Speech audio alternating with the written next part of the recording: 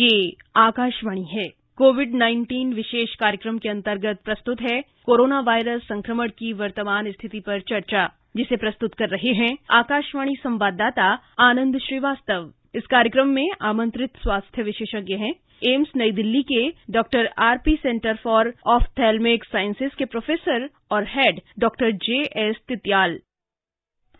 नमस्कार। मशहूर कवि हरिवंश राय बच्चन ने कभी कहा था कि जो मन का हो अच्छा और जो मन का न हो वो सबसे अच्छा। राजधानी दिल्ली में पिछले कुछ समय से कोरोना प्रतिबंध हटा लिए गए थे, लेकिन आज डीडीएमए की बैठक में ये निर्णय लिया गया है कि मास्क नहीं लगाने वालों को 500 रुपए का जुर्माना लगाया जाएगा। बहुत सारे लोगों के मन के विपरीत ये निर्णय है, लेकिन इसमें सभी का हित छिपा है। अगर सार्वजनिक जगहों पर सभी लोग मास्क लगाएंगे तो जो कोरोना के मामले दिल्ली में बहुत तेजी से एक बार फिर बढ़ने लगे हैं, उन पर अंकुश जरूर लगेगा। कम से कम ये तो होगा कि संक्रमित व्यक्ति के संपर्क में अगर आप आते भी हैं, आपने उच्च गुणवत्ता का मास्क लगाया हुआ है, तो ये संभावना, ये आशंका कम हो जाएगी कि आप संक्रमित हो सकते हैं। इसलिए इस निर्णय को सकारात्मक तरीके से लीजिए और जहां भी जाइए सिर्फ जुर्माने के लिए मास्क मत लगाइए कि जुर्माना देना पड़ेगा इसलिए मैं मास्क लगा रहा हूं। देश के एक जिम्मेदार नागरिक होने के नाते आपका मास्क लगाना कर्तव्य भी बनता है कि आप संक्रमण न बढ़ाइए, खुद भी स्वस्थ रहिए, अपने परिवार, अपने मित्र और आप जहां भी जाते हैं, जिन लोगों से मिलते हैं, उनको भी स्वस्थ बनाए रखिए। आज के कार्यक्रम के साथ मैं हूं आनंद श्रीवास्तव और हमारे साथ थोड़ी ही देर में स्वास्थ्य विशेषज्ञ जुड़ जाएंगे। तो जैसा कि चर्चा में कर रहा था कि दिल्ली में आज जो निर्णय लिया गया है वो इसलिए लिया गया है कि एक समय राजधानी दिल्ली में जो पॉजिटिविटी रेट थी, बहुत ज्यादा दूर जाने की जरूरत नहीं है, लगभग 15 दिन पहले ये 0.04% थी। लेकिन जिस गति से पिछले 10 दिनों में मामले बढ़े हैं, उससे समाज से लेकर सरकार तक की चिंता बढ़ गई है। ये समझना होगा कि जितने भी देश भर में मामले आ रहे हैं, उसमें दिल्ली और राष्ट्रीय राजधानी क्षेत्र का योगदान बहुत ज्यादा है। आखिर दिल्ली में ऐसा क्या हुआ कि मामले बहुत तेजी से बढ़ने लगे? कहीं न कहीं जो कोविड प्रोटोकॉल की अनदेखी हम लोगों ने की है, उसके कारण ही ये मामले आगे बढ़े हैं। हमारे साथ इस कार्यक्रम में वरिष्ठ स्वास्थ्य विशेषज्ञ डॉक्टर तित्याल जुड़ गए हैं। आपका बहुत बहुत स्वागत है सर। नमस्कार। नमस्कार डॉक्टर साहब, हम कार्यक्रम की शुरुआत में इसी बात पर चर्चा कर रहे थे कि डीडीएमए ने आज दिल्ली में मास्क पहनना एक बार फिर अनिवार्य कर दिया है। मास्क नहीं पहनने वालों पर 500 रुपए का जुर्माना लगाया जाएगा। इधर दिल्ली में रहने वाले लोगों में इस बात की भी चिंता है कि अचानक ऐसा क्या हुआ कि दिल्ली में अचानक से मामले बहुत तेजी से बढ़ने लगे। क्या कहेंगे आप? इसमें आप सही कह रहे हैं कि जो सिचुएशन अभी प्रिवेलिंग है दिल्ली में, केसेस बढ़ते जा रहे हैं हर दिन। तो जहां तक रेगुलेशन का सवाल है, मेरे ख्याल से मास्क पहनना जरूरी है हम सब लोगों के लिए। और ये ऐसा रूल किसी को लगाने की जरूरत नहीं पड़नी चाहिए। हमें खुद समझना चाहिए कि हमारी सेफ्टी क्या है और हमारे आसपास के जो लोग हैं उनकी सेफ्टी की क्या जरूरत है। तो मास्क एंड सोशल डिस्टेंसिंग तो बहुत जरूरी है आज के प्रिवेलिंग सिचुएशन के हिसाब से देखा जाए तो। और जहां तक क्यों ये हुआ, ऐसा क्यों हुआ, इसमें भी सोच विचार हम लोग करते आ रहे हैं और करते रहेंगे कि जहां हम अपने जो गाइडलाइंस है सोशल डिस्टेंसिंग का और मास्क लगाना, भीड़ भड़ाके वाले इलाके में नहीं जाना, तो ये दोबारा ये बीमारी होती रहेगी। ये वायरल इन्फेक्शन है जो कि जो है जिसका कोई इलाज नहीं है वायरस को हमें रोकने के लिए। तो हमें कुछ ऐसी चीजें करनी पड़ेंगी जिससे कि फैले न बीमारी एक दूसरे के ऊपर। ये तो ये एक सिचुएशन हर बार आएगी और हर बार हमें प्रिपरेशन करते रहना पड़ेगा यदि हम अपने गार्ड जो है छोड़ देंगे तो। डॉक्टर साहब, अब तक जो दिल्ली में मरीज आ रहे हैं कोरोना से संक्रमित, इस तथाकथित चौथी लहर के मरीजों की बात करें तो आपका क्या अनुभव कहता है? जो मरीज हैं, क्या वो बहुत गंभीर लक्षण वाले हैं, सीवियरिटी बहुत ज्यादा है, या फिर माइल्ड लक्षण वाले मरीज हैं? देखो, कहना बड़ा मुश्किल है कि ये चौथा वेव है कि नहीं है। Yes, definitely number of cases Delhi में बढ़ रहे हैं पिछले कुछ दिनों से। और जहां तक जो हॉस्पिटल्स है, जहां हमने अपने कोविड के बेड्स कम कर दिए थे, अब ऐसा समय आ गया कि दोबारा से कोविड के बेड्स को बढ़ाने की जरूरत पड़ सकती है। और एडमिशन का जो एक परसेंटेज होता है अभी उतना ज्यादा है नहीं, तो ये इनडायरेक्टली सजेस्ट करता है कि शायद ये जो है उतना सीवियर नहीं है जितना जो हमारा फर्स्ट और सेकंड वेव में हुआ था जी। तो मुझे लगता है कि ये थर्ड वेव में जैसा था वैसे ही कुछ लोगों को बुखार आ रहा है, क्योंकि मेजर सिम्टम है इस वाले फेज में भी, और कुछ लोगों को जो है गले में दर्द होना और अपर रेस्पिरेटरी ट्रैक्ट में इन्फेक्शन हो रहा है। कार्यक्रम में पहले कॉलर जुड़ गए हैं, देश की राजधानी दिल्ली से हैं हरदीप सिंह। हरदीप जी, कार्यक्रम में आपका बहुत बहुत स्वागत है। नमस्कार आनंद श्रीवास्तव जी। नमस्ते। और डॉक्टर साहब को भी नमस्कार। नमस्कार भैया, नमस्कार। तो सर, हमारा प्रश्न था, लोग जैसे लापरवाही बहुत बरत रहे हैं, तो इसमें कोरोना के खतरा होने का आकांक्षा ज्यादा है दिल्ली में। क्या? धन्यवाद जी आप डॉक्टर साहब, बिल्कुल सही कह रहे हैं। इसी बात में चर्चा हो रही है, क्यों हम लोग अपने सुरक्षा के हिसाब से लापरवाह हो जाते हैं। जब भी ऐसा महसूस होता है कि बीमारी कमजोर पड़ रही है या कम फैल रही है, तो हम एकदम से जो है सब चीज भूल जाते हैं। अब जब बीमारी दोबारा शुरुआत में आ रही है तो हम कहने लगे हैं कि हम सबको एक जो है सुरक्षा कवच में रहना पड़ेगा। तो हमेशा हम इस बारे में सोचते रहेंगे तो ये लहर आएगी ही नहीं। तो क्यों न हम सारी जनता ये समझे कि हमें इस आने वाले सालों में जो है ये बीमारी एकदम से खत्म नहीं होने वाली है। ये वायरस है, अपने आप को मॉडिफाई करते चली जा रही है। तो इसलिए हमें हमेशा ये सारे सुरक्षा के नियमों का पालन करना पड़ेगा। और जब हम देखते हैं कि जहां पर भी थोड़ी सी लापरवाही हो जाती है तो ये वेव दोबारा से आ सकता है। इसमें बड़े सारी चीजें इसमें एसोसिएटेड हैं। जैसे आप कह रहे हैं कि एक ऐसा सीजन आ रहा है, अभी जो है शादियों का सीजन शुरू हो गया है, स्कूल खुलने शुरू हो गए थे, और साथ में जो है नए वायरस के आने की भी जो है चर्चा हो रही थी। तो ये सब चीजें मिलके जो है एक नया वेव आ सकता है, यदि अभी हम अपने आप से जो है सुरक्षा की जितने सावधानियां हम नहीं लेंगे तो। कार्यक्रम में हमारे साथ हिमाचल के कुल्लू से राजू सिंह जी जुड़ गए हैं। राजू जी, कार्यक्रम में आपका बहुत बहुत स्वागत है। सर नमस्कार। नमस्ते। सर मेरे दो प्रश्न है। सर एक प्रश्न ये है कि कह रहे हैं कि ये कोरोना की ये चौथी लहर भी आ रही है।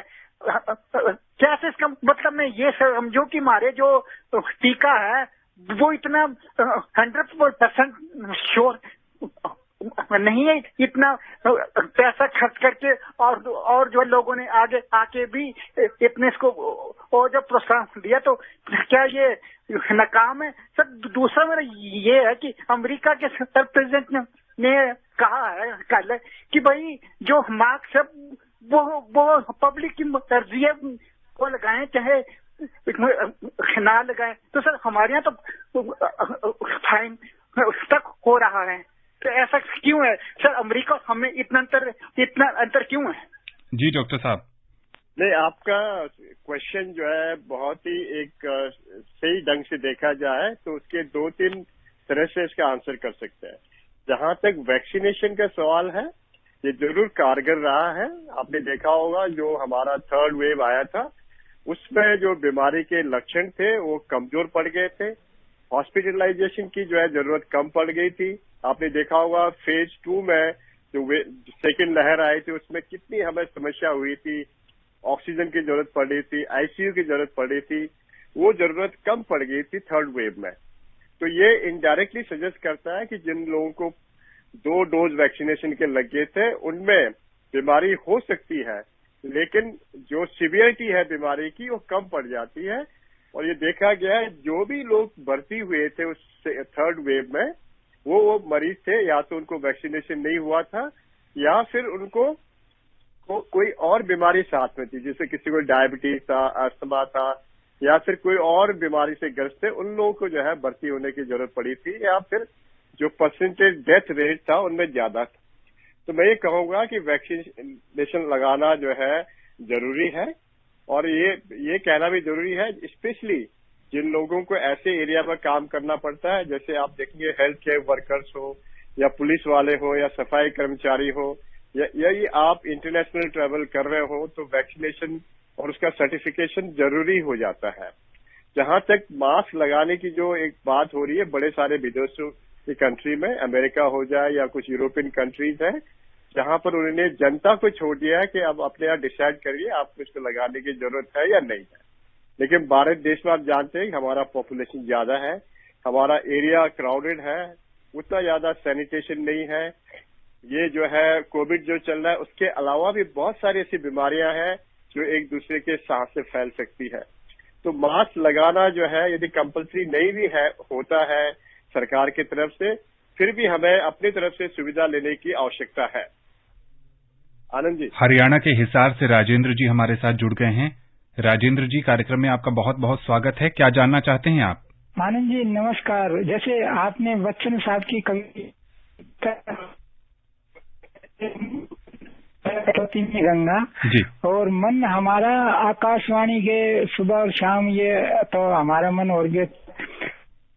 डॉक्टर साहब से ये जानना चाहता हूँ, जिनको कोरोना हुआ उनके जो 2 महीने या 2 महीने बाद अगर जांच की जाए तो क्या उनमें भी कोरोना का अंश रहता है या फिर दोबारा खुद को भी या दूसरे को फैलाने का भी, इसके बारे में जानना था डॉक्टर साहब से। जी डॉक्टर साहब, तो जिन लोगों को कोरोना हो जाता है भैया, उनमें क्या होता है कि कुछ दिनों के लिए या कुछ हफ्तों या कुछ महीनों के लिए उनमें एंटीबॉडीज बन जाते हैं, तो दोबारा कोविड होने के चांसेस कम रहते हैं। लेकिन कभी कभी जो है बहुत सारे लोगों में एंटीबॉडीज बहुत कम मात्रा में बनते हैं, तो उनको दोबारा बीमारी होने की पूरी जो है संभावना रहती है, यदि आप ऐसे एरिया में काम करते हैं जहाँ पर कोविड की जो है ज्यादा जो है मार हो, जैसे हॉस्पिटल हो, आईसीयू हो, या फिर किसी भीड़ भड़ाके इलाके में जाएंगे तो दोबारा हो सकता है। और ज्यादा उन लोगों के ऊपर ये प्रभावशाली है जिसमें आपको कोई और बीमारी हो, जैसे मैंने कहा था, आप डायबिटीज की बीमारी हो या फिर आप स्टीरॉइड खाते हो या फिर कोई और बीमारी आपको हो रही हो, कमजोरी हो, आपको शारीरिक जो है आपकी बॉडी की इम्यूनिटी कम हो, तो ऐसे सिचुएशन में दोबारा कोविड होने के चांसेस रहते हैं।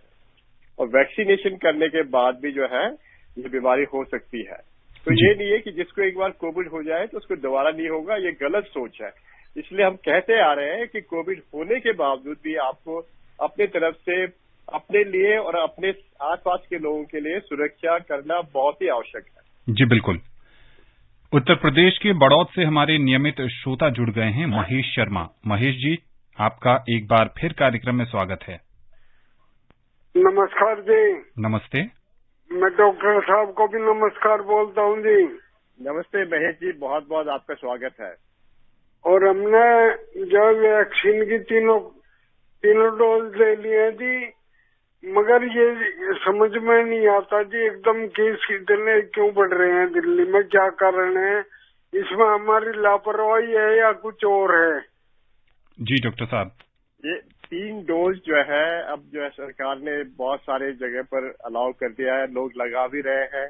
और ये एक तरफ से जो है ये हमारे हेल्थ को ठीक रखने में जो है जरूरी सहायता प्रदान करेगा। लेकिन ये हो क्यों रहा है, जैसे हमने बताया था कि 2-3 कारण है।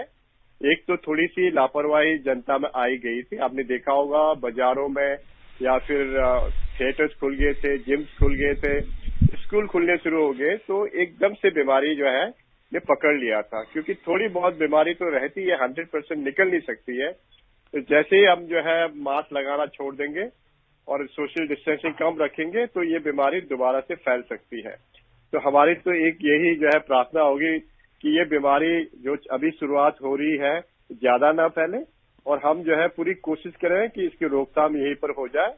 और गलती से किसी को बीमारी हो भी जाती है, जैसा ट्रेंड चल रहा है, मुझे लग रहा है कि ये भी 3rd वेव की तरह जो है हल्का रहेगा और बहुत सारे लोगों को जो है हॉस्पिटल जाने की जरूरत शायद नहीं पड़ेगी।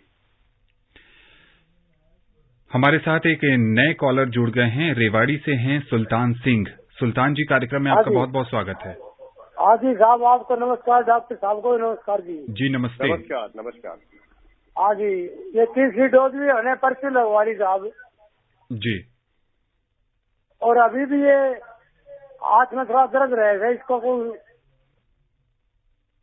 कभी कभी जो इंजेक्शन लगाते हैं उसका भी थोड़ा सा असर रहता है। जैसे आप कह रहे हैं आपने तीसरी डोज लगाई है तो हाथ में थोड़ा दर्द हो रहा है, तो कभी कभी थोड़ा मस्कुलर पेन रहता है जहां पर इंजेक्शन लगा रखा है, लेकिन उससे कोई ज्यादा जो है असुविधा होती नहीं है, तो वो कुछ दिनों में अपने आप ठीक हो जाता है।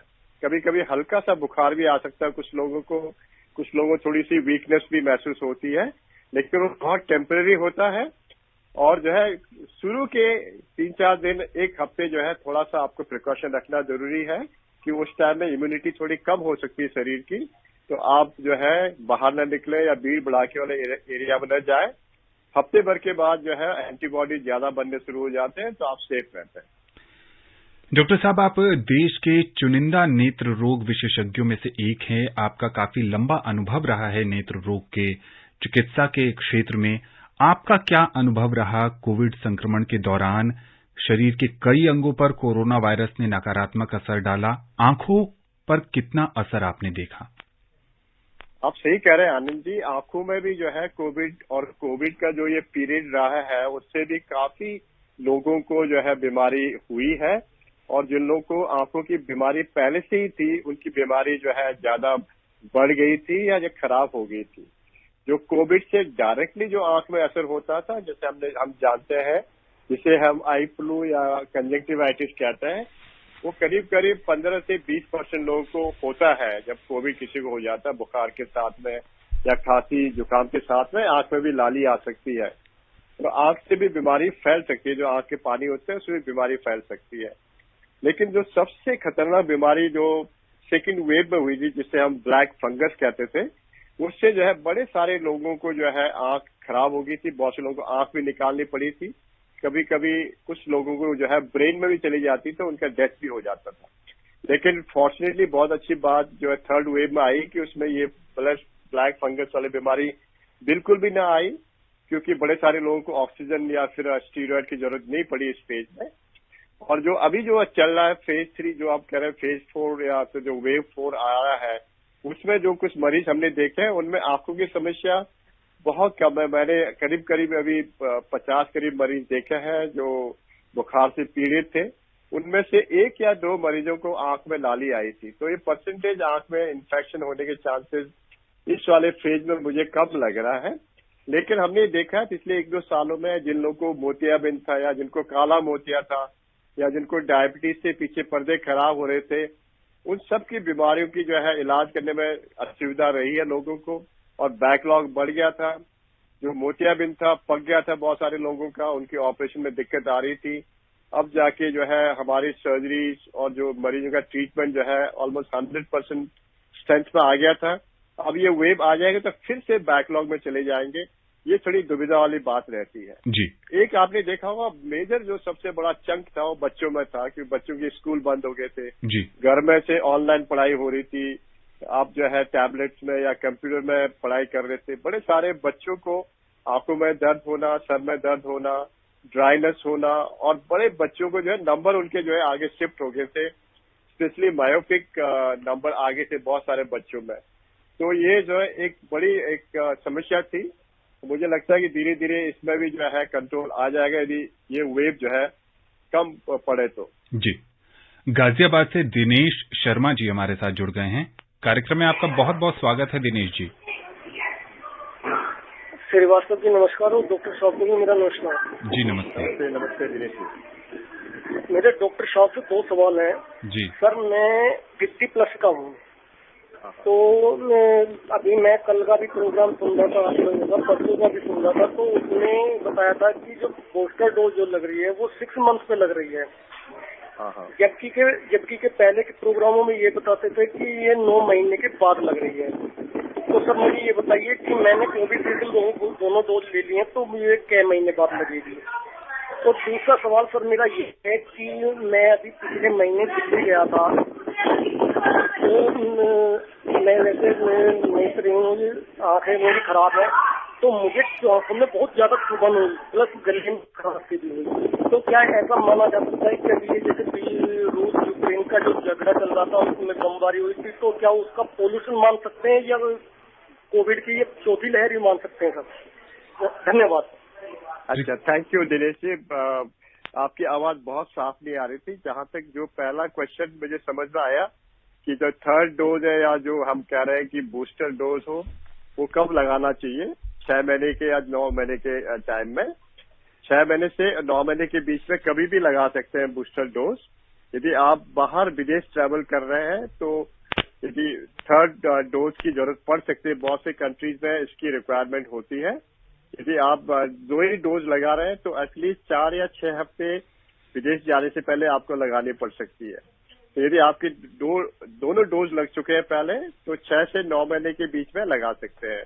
यदि 9 महीने से ज्यादा हो जाता है तब भी लगा सकते हैं, लेकिन वो टाइट्रेट करना पड़ेगा कितना आपका रिस्क है। यदि आप जो है किसी और बीमारी से पीड़ित है, आप जो है काफी यंग है, 50 के आसपास में, यदि कोई बीमारी नहीं है तो सिंगल डोज से चल जाएगा। यदि आप डायबिटीज है या 65 साल से ऊपर के हैं या कोई और बीमारी है तो 9 महीने से ज्यादा हो जाए तो दोनों डोज दोबारा लगाने पड़ सकते हैं। और दूसरा क्वेश्चन जो था आपका, मेरे ख्याल से कि ये क्या इसको समझे कि चौथा वेव है या नहीं है, तो हम ये कह सकते हैं कि केसेस बढ़ रहे हैं, लेकिन अभी एक वेव कहना थोड़ी सी जल्दी होगी। हमें मेरे ख्याल से 1 हफ्ते और रुक के हम ज्यादा बता पाएंगे कि दिल्ली की सिचुएशन कैसी है। यदि केसेस इसी रेट से बढ़ते जाएंगे, जब आपका परसेंटेज ऑफ पॉजिटिविटी 10% से ऊपर हो जाएगा तो उसको हम वेव कह सकते हैं। गाजियाबाद लोनी से हमारे साथ जुड़ गए हैं हमारे नियमित श्रोता मोहम्मद यामीन। यामीन जी, कार्यक्रम में आपका बहुत बहुत स्वागत है। सर नमस्कार जी। डॉक्टर साहब को भी नमस्कार जी। नमस्कार। मैं यामीन भाई, रेडियो वाला, चिरोड़ी लोनी, जिला गाजियाबाद। सर मैं जानना चाह रहा था, जैसे कि ओमिक्रॉन ने अपना रूप चेंज कर लिया है, इसमें और पहले में क्या अंतर समझे हम? जी डॉक्टर साहब। जहां तक आप कह रहे हैं कि जो एक रिपोर्ट आई थी मुंबई से भी एक दो केस पिकअप हुए थे XE या G वैरायटी के, और जो है अभी जो फोर्थ वेव जो हम कह रहे हैं उसके जो वायरसेस जो उनकी अलग से सीक्वेंसिंग करते हैं, उसका रिपोर्ट अभी तक जो है ICMR ने या हमारे गवर्नमेंट ने अभी तक बताया नहीं कि कौन सी वाली चल रही है। लेकिन हम ये जानते हैं कि इस पीरियड में भी जो है कोविड-19 के जो हमारे डेल्टा वाले थे वो केस भी हो सकते हैं, ओमिक्रॉन के भी हो सकते हैं और G के भी हो सकते हैं। ये तीनों के केसेस हो सकते हैं कि हमने देखा है जो थर्ड वेव था जिसमें इतने सारे ओमिक्रॉन के केसेस हो रहे थे, उसमें भी बड़े सारे ऐसे मरीज थे जिनको जो है डेल्टा वैरायटी भी चल रही थी। उसकी भी जो सिवियरिटी जो है उतनी ज्यादा नहीं थी थर्ड वेव में। तो यदि ये तीनों वाले वैरायटी वाले वायरस चल रहे हैं तो हम जानते हैं कि फोर्थ वेव चल भी रहा हो तो हमें ये समझना चाहिए कि शायद इनकी सिवियरिटी जो है उतनी ज्यादा नहीं होगी जितने की सेकंड वेव में थी। तो ये सीक्वेंसिंग अभी ICMR कर रही होगी, उसमें रिपोर्ट आएगा तो हम जानेंगे कि कितने परसेंटेज केसेस जो है नए वेरिएंट ऑफ वायरस से हुए हैं। मध्य प्रदेश के बालाघाट से हमारे साथ RK बासल जी जुड़ गए हैं। कार्यक्रम में आपका बहुत बहुत स्वागत है। नमस्कार। नमस्ते। नमस्कार भैया। मैं RK बासल बोल रहा हूँ, वाराणसी जिला बालाघाट से। जी जी, मैं डॉक्टर साहब से जानना चाहता हूँ कि कॉटन के मास्क लगाने से कोई परेशानी तो नहीं है? जी डॉक्टर साहब, देखो ऐसा है, मास्क तो किसी भी तरह का मास्क लगाएंगे तो किसी न किसी तरह का बचाव आपको होगा। यदि आप जो है ऐसे एरिया में जा रहे हैं जहां पर आपको लगता है कि वायरस फैल सकती है, जैसे हॉस्पिटल जाना हो या ICU में जाना हो या फिर भीड़ भड़ाके इलाके में जाना है, तो प्रॉपर N95 मास्क पहनना चाहिए। उससे जो है आपकी सुरक्षा ज्यादा होती है। यदि आप बाहर खुले में घूम रहे हो या भीड़ कम हो तो आप जो है कॉटन के मास्क भी लगा सकते हैं। उसकी सुरक्षा उतनी नहीं होती है जितनी की N95 की होती है, लेकिन इसमें ये फायदा है कि ये सस्ता होता है, इसको आप बार बार धो करके भी साफ कर सकते हैं और दोबारा भी पहन सकते हैं। लेकिन हमारी जो एक रिक्वेस्ट होती है, जितने भी लोग जो कोविड वॉरियर्स जिनको बोलते हैं, जो फ्रंट लाइन होता है, उनको हमेशा आप कहते हैं कि N95 मास्क पहनिए। और यदि आप हॉस्पिटल में काम कर रहे हैं तो डबल मास्क लगा लीजिए, जिसमें कि एक N95 मास्क लगाते हैं, ऊपर से कॉटन का मास्क भी लगा सकते हैं या सर्जिकल मास्क लगा सकते हैं। तो उससे सुविधा और सुरक्षा दोनों बढ़ जाती है आपकी। उत्तर प्रदेश के महाराजगंज से सुभाष जी हमारे साथ जुड़ गए हैं। कार्यक्रम में आपका बहुत बहुत स्वागत है। सुभाष जी, अपना सवाल पूछिए। हाँ सर, नमस्ते। नमस्कार। नमस्ते। डॉक्टर साहब भी नमस्कार। नमस्कार भैया जी। सर, क्योंकि डॉक्टर साहब नेत्र रोग विशेषज्ञ हैं जी, इसलिए मैं डॉक्टर साहब से पूछना चाहूंगा। सर, वैसे तो आमतौर पर ये प्रचलित है कि मोतियाबिंद वगैरह उम्र दराज लोगों को, बुजुर्गों को ही होता है।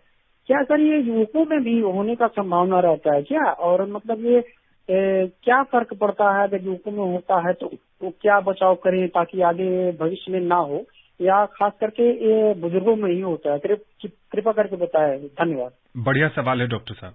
बढ़िया सवाल है आपका। इसको मैं जरूर बताऊंगा। उसके पहले मास्क के रिलेशन में एक और लाइन कहना चाहता हूँ जी। यदि आप मास्क पहनते हैं तो ये जरूरी है कि मास्क जो है आपके मुंह को और नाक को दोनों को ढके होनी चाहिए। खाली मुंह को ढकने से काम नहीं चलेगा। हमने देखा बड़े सारे लोग मास्क जो है खाली मुंह को ढकते हैं, नाक को खुला छोड़ देते हैं। तो प्रॉपर मास्क लगाना ज्यादा इम्पोर्टेंट है, ना कि आपने खाली गले में लगा रखा हो। ये जरूर ध्यान दीजिए आप। यदि आप चश्मा लगाते हैं तो उसमें फॉगिंग हो सकती है या धुंधलापन हो सकता है। तो बहुत से लोग जो है मास्क के ऊपर से टेप लगा देते हैं। तो ये जरूर ध्यान रखें कि मास्क ठीक से लगाएं। जहां तक मोतियाबिंद है, चिट्टा मोतिया जिसे हम कहते हैं, जो आप पूछ रहे हैं, नॉर्मली हम देखते हैं कि 50 या 55 साल की उम्र के ज्यादा उम्र वालों को जो है मोतियाबिंद होने के चांसेस ज्यादा रहते हैं। जैसे जैसे आपकी एज ज्यादा हो जाएगी उसके चांसेस भी बढ़ जाते हैं। तो उसका जो है आज हम जानते हैं उसका इलाज बड़ी अच्छी तरह से संभव है। ऑपरेशन के बाद आंख के अंदर एक लेंस लगा देते हैं जिससे कि आपकी नजर बहुत बढ़िया और साफ हो जाती है। मोतियाबिंद जो है किसी भी एज में हो सकता है, बच्चन में भी हो सकता है, पैदाइशी भी होता है, लेकिन वो कम होता है, उनका भी इलाज संभव है। और कुछ लोगों को यंगर एज में हो जाता है, जैसे 40 साल से कम में भी हो सकता है। ये ऐसे लोग होते हैं जिनमें कोई बीमारी होती है, जैसे मैंने पहले भी कहा, डायबिटीज होना, हाइपरटेंशन होना, या फिर जो लोग सिगरेट पीते हैं बहुत ज्यादा, उनको कैटरेक्ट होने के चांसेस ज्यादा होते हैं। या फिर जिनके फैमिली में कैटरेक्ट लगातार होते आ रहा है तो उनको थोड़ा जल्दी एज में नेक्स्ट जनरेशन में हो जाता है। कुछ कारण जो है जिससे हम बचाव कर सकते हैं, जैसे चोट लगने से भी कैटरेक्ट हो सकता है या मोतिया हो सकता है। स्टीरॉयड खाने से या आंख में स्टीरॉयड ड्रॉप डालने से भी मोतियाबिंद हो सकता है। कभी कभी आंखों में इन्फ्लेमेटरी बीमारी हो जाती है या शरीर में ऐसी बीमारी होती है जिसमें इन्फ्लेमेशन हो रहा हो, जैसे आपको गठिया की बीमारी हो या थायराइड की बीमारी हो या फिर कुछ ऐसी बीमारी हो जिसमें आपका जो है कैल्शियम जो है उसके आगे पीछे हो रहा हो बॉडी में, तो ऐसे में भी जो है मोतियाबिंद हो सकता है। लेकिन साधारणतया चिट्टा मोतिया जो है ओल्ड एज में होता है, उसका इलाज संभव है। और जब भी मोतियाबिंद होगा तो उसका जो लोगों को ऐसे पता चलता है कि धीरे धीरे उनकी नजर कम होने लगती है, या जो चश्मा लगा रहे हैं उस चश्मे से उनको साफ नहीं दिखाई देता है, या बार बार चश्मे का नंबर चेंज हो सकता है। तो ऐसे सिचुएशन में आपको मोतियाबिंद हो सकता है। कभी कभी बहुत से लोगों को रात में गाड़ी चलाने में दिक्कत आती है कि लाइट जो है बहुत चमकती है आंखों में, या बड़े सारे चीज जो है आपको धुंधले दिखाई देने लगते हैं या मल्टीपल इमेजेस दिखाई देने लगते हैं जी। तो ये मोतियाबिंद के कारण हो सकता है। जी डॉक्टर साहब, आपने बहुत विस्तार से और बहुत सरल ढंग से बताया कि युवाओं में किन कारणों से मोतियाबिंद हो सकता है और उसका इलाज भी उपलब्ध है। कार्यक्रम में अब समय नहीं है कि किसी और विषय पर आपसे चर्चा की जा सके। आकाशवाणी के इस विशेष कार्यक्रम से जुड़ने के लिए और विशेषज्ञ राय देने के लिए आपका बहुत बहुत शुक्रिया। आनंद जी, बहुत बहुत धन्यवाद। और मैं पूरा जो है आकाशवाणी का धन्यवाद देता हूँ। जितने श्रोता थे उनका भी मैं धन्यवाद देता हूँ कि उन्होंने हमारी बात सुनी। Thank you sir, thank you so much. जरूर ये है अपना अमल करेंगे इस विचार में। स्वस्थ रहें, खुशहाल रहें, संक्रमण से बचे रहें। नमस्कार।